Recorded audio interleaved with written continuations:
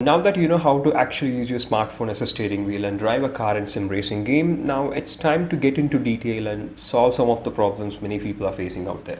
So what happens is if you have followed along my previous videos, be it for the Assetto Corsa or the Project Cars 2, initially you would have ended up with really high sensitive steering, which means like for example, when you get everything done, when you set your smartphone as a steering wheel, when you do all the calibration ready for the first time, when you actually play in the game, what happens is, so for example, if this is your steering wheel, your smartphone, if you turn it 5 degrees in the actual game, like on the screen, when you see through the onboard camera, you see that your steering is turning for about 40 degrees or 50 degrees.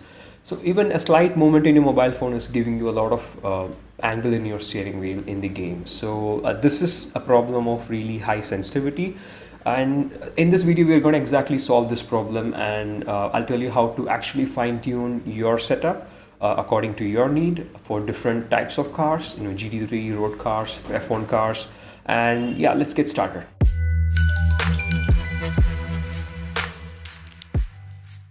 All right, so now I have Assetto Corsa here opened up, and I have my smartphone as steering wheel set up, connected and ready. Now let's quickly check in the game whether it's connected or not. So to do that, I'll have to go to Options, Controls, and in the bottom left you can see this VJoy device, which is referring to my this setup.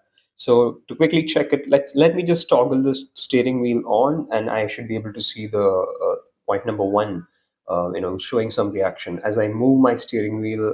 I mean, my as I rotate my smartphone like a steering wheel, I can see point number one. I mean, this is sensor number one is moving, and on the top right, even in the steering axis one, I'm able to see some movement.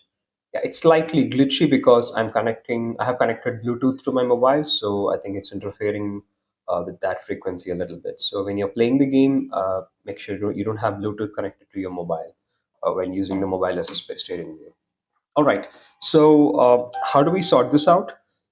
So when you go to the advanced tab under the settings, you will see these three steering settings. So the problem we are facing now is really high sensitivity. So you have three variables to play around here. One is speed sensitivity. So this is exactly what will solve your problem right away. So if all these things are like zero and zero, you will end up with that same problem. That is, when you turn your steering wheel little, like 5 degrees slightly to the left or right, you will see your actual wheel in the game on the onboard camera turning abruptly to a larger degree. So in order to solve this problem, we increase the speed sensitivity slightly, ever so slightly. How much should you increase? It depends on the car. So for a road car, like Porsche 911 GT3 RS or any GT spec car, point 1, point 1.0 to 0.15 is good. As you pick up speed, the steering becomes slightly harder and harder to turn. So this solves your problem right away. But if you have only speed sensitivity, raised up to a certain level, what happens is that when you're at a high speed, when you want to take a really high speed corner, you're even if you give a larger input to the steering wheel, your car might not turn. So in order to solve that problem, you'll have to play around this variable called gamma. Gamma is to put it very on a very high perspective, it's the right opposite of steering sensitivity. So when gamma is one, it means your steering inputs are linear, which means when you turn left, how much ever you turn left, it's going to take only that much amount of left. But when you increase gamma, let's say to 1 point or 2 point something, so 2.21 to 2.25 was the value I was having before. So when you increase gamma, what happens is when you turn the steering wheel abruptly, or when you introduce more and more angle in your steering, uh, the actual steering wheel in the game starts to turn a little bit more non-linearly. For example, if you turn your steering wheel one by, let's say, by 1 degree, the steering wheel actually in the actual game turns by like 3 degrees or 4 degrees. So that introduces that non-linearity. So a combination of speed sensitivity and gamma will give you the optimum setup, because you don't want your steering to be too sensitive, so you increase your speed sensitivities, which means as you go faster, your steering is less shivery and less brittle. And but then if you are going too fast, you won't be able to make the right turn, you won't be able to turn the car properly. So in that case, you will need gamma. So Speed sensitivity will take care of that. Your car being very fragile or very abrupt turning problem. Gamma will solve the problem which speed sensitivity introduces. So a combination of these two will be really good. So we have another variable called filter.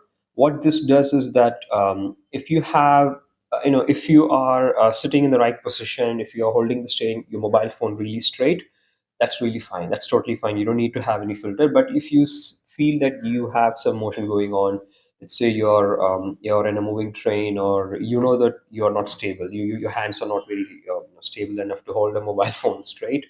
If you have that slight vibration problem or slight movement problem which you don't want to go into the game, you can turn this filter on. I always keep my filter from point anywhere between 0.05 to 0.15, just to make sure that I avoid that unwanted vibrations or unwanted agitations in my hand or mobile phone. And this helps you a lot when you're going really fast. Speeds above 150 miles an hour or like 250 kilometers an hour, somewhere even above north of 200 kilometers an hour. This thing is going to help you a lot. It will avoid that unexpected spinover or understeer. So these are the three variables that I play with. So the setup I have currently right now, this is for Porsche 911 GT3 RS, and this is the setup I use for Nürburgring. So I mean, Nürburgring is a very bumpy track. So if this works there, I think it works pretty good anywhere else. Again, this will change depending on what car you're driving. So if you're driving a Formula One car, that car already has some level of speed sensitivity inbuilt. So you won't need this much of speed sensitivity and proportionally gamma. But if you're driving a road car like Alfa Romeo, Giulia Quadrifoglio, or any typical road car, you will need more speed sensitivity because road cars typically tend to have higher steering lock, so you will need that. So you can play around, make sure which one suits the best.